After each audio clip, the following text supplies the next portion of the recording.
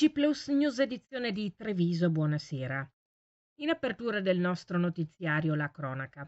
Alla luce del moltiplicarsi di fatti di cronaca nera in Veneto, il presidente della regione Veneto Luca Zaia afferma: parliamoci chiaro, per noi cittadini questa situazione è intollerabile. Furti in abitazione, rapine e simili stanno diventando fenomeni troppo diffusi.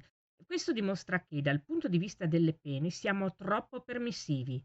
Con una logica di patenti a punti si capisce che il valore dei punti è troppo basso. Le persone non vanno in galera per i furti e la distruzione delle abitazioni private con le annesse violenze fisiche e morali perpetrate. Se, con un esempio volutamente estremo, questi reati fossero puniti con una pena particolarmente severa, come l'ergastolo, e non sto proponendo l'ergastolo per i furti in appartamento ovviamente, probabilmente, dice Zaia, ci si penserebbe 10 volte prima di fare il ladro. Cambiamo argomento. Si è conclusa la seconda giornata di lavori dell'Assemblea nazionale delle province italiane a Roma. Queste le parole di Stefano Marcon, presidente UPI Veneto.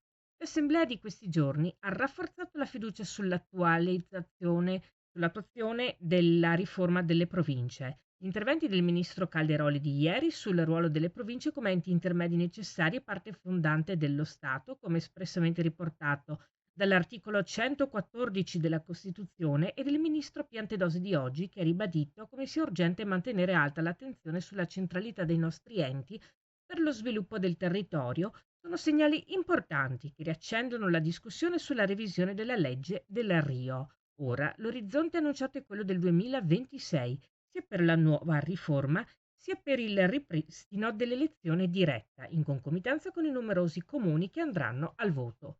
Torniamo al lavoro fiduciosi per queste nuove prospettive. E a partire da venerdì 13 dicembre sarà operativa la comunità alloggio della nuova sede dell'ex macello di Treviso, nelle immediate vicinanze del comando della polizia locale di via Castello d'Amore, frutto di un progetto complessivo suddiviso in due stralci che prevedeva come primo step la ristrutturazione dell'immobile esistente per rifunzionalizzare come centro di accoglienza 24 ore su 24 per persone in grave marginalità, con funzioni di sostegno sociale al progetto di vita della persona con la prospettiva del reinserimento sociale, lavorativo e abitativo. L'intervento, ideato dal settore lavori pubblici con l'assessore Sandro Zampese, in stretta collaborazione con il settore dei servizi sociali del comune di Treviso, comprende un blocco destinato alla comunità alloggio per persone senza fissa dimora e un blocco destinato a servizi diurni.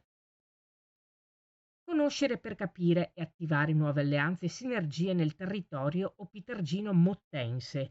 È questo lo spirito che ha dato vita all'importante confronto pubblico in programma domani giovedì 12 dicembre a Ponte di Piave alle ore 20:30 presso il self-service al ristorante Ottaviano in via delle Industrie.